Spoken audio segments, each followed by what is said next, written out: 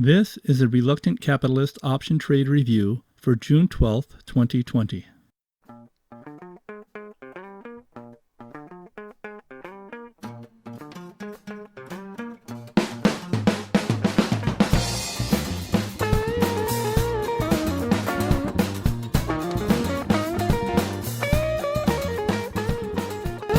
The option trades discussed are usually traded a few days before the company's earnings announcement. Why? In quotes, that's where the money is.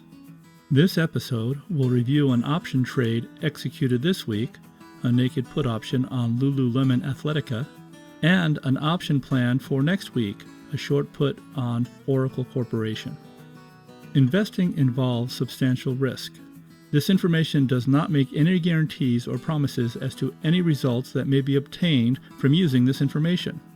Stocks and options involve risk and are not suitable for all investors. Please understand option trading strategies and all possible outcomes prior to executing trades. Naked put options. That's where the investor writes, sells, or shorts, all the same transaction, a put option with neither a long put option nor a short position in the underlying stock. These trades are evaluated as annual returns for reference and common understanding. While these returns sound relatively high, a black swan event can result in an equally high or higher loss. A trade executed this week was a naked put option sold on Lululemon Athletica Inc.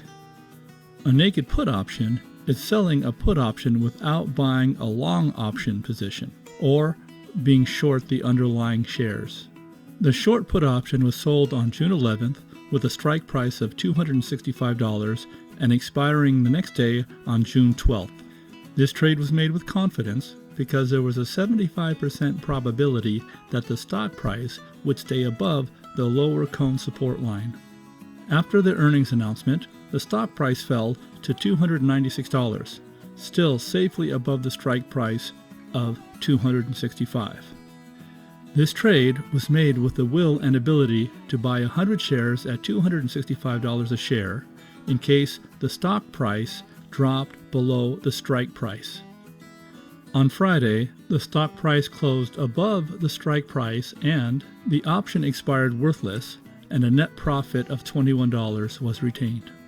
The profitability calculations are $22 received from the short put option, $1 expense for the transaction, for a net profit of $21.